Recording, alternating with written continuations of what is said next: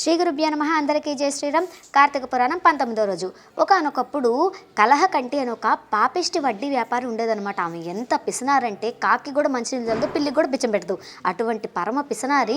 ఆమెకి బంగారు లాంటి కొడుకు, బంగారు లాంటి కోడలు. కోడల్ని కూడా రాచి రంపాన పెట్టేసేది. ఆమె పిసినారితనంతో సరిగ్గా కూడు కూడా పెట్టేది కాదనమాట.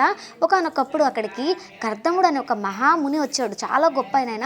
ఆ మహర్షి అక్కడికి వచ్చి అందరికీ కార్తీక మాసం యొక్క విశిష్టత చెప్తూ ఉండడంతో ఆమె కూడా వినింది. చాలామంది ఈ కార్తీక స్నానం ప్రదక్షిణ చేయడం వలన గొప్ప గొప్ప స్థాయి పొందుతున్నారు అని చెప్పి ఆమెకు చెప్పినా ఆమె అసలు ఒక్కసారి కూడా వినిందే లేదు.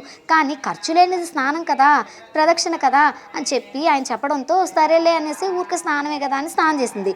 అలాగా కార్తీక స్నానం ఆచరించి సంకల్పపూర్వకంగా ఆయన సంకల్పం చెప్తూ ఉంటే ఈమె స్నానం ఆచరించింది.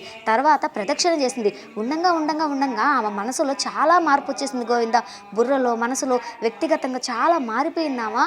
పూర్తిగా కార్తీక మాసం పూర్తయ్యేటప్పటికి ఆ మనసు మొత్తం మారిపోయి ఆమె చేసిన పాపాలన్నీ గుర్తుకు తెచ్చుకొని ఆయన దగ్గరికి వెళ్ళి, నేను పరమ పాపిష్టిదాన్ని, నేను చేసిన పాపాలన్నీ కాదు, నన్ను ఉద్ధరించండి, నా డబ్బు తీసుకోండి.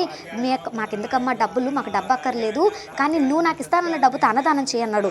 దాంతో ఆమె 100 మందికి అన్నదానం చేసింది.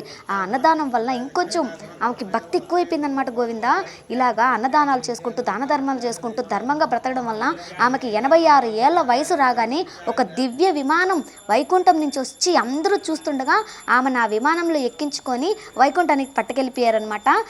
ఇవాళ గణపతి నామస్మరణతో నిద్ర లేచి చక్కగా స్నానం ఆచరించిన తర్వాత గరికతోటి లేదా మందారం పువ్వులతోటి గణపతికి పూజిస్తే చాలా మంచిది గోవింద.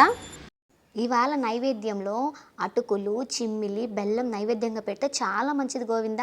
అలాగే గణపతి 16 నామాలు ఉన్నాయి కదా. ఓం సుముఖాయ నమః, ఓం ఏకదంతాయ నమః, ఓం కపిలాయ నమః, ఓం గజకర్ణనాయ నమః, ఓం లంబోదరాయ నమః, ఓం వికటాయ నమః, ఓం విఘ్నరాజాయ నమః, ఓం గణాధిపాయ నమః, ఓం ధూమకేతవాయ నమః, ఓం గణాధ్యక్షాయ నమః, ఓం బాలచంద్రాయ నమః, ఓం గజాననాయ నమః, ఓం వక్రతుండాయ నమః, ఓం శూర్పకర్ణాయ నమః, హేరంబాయ నమః, ఓం స్కందపూర్వజాయ నమః, ఓం గం గణేశాయ నమః.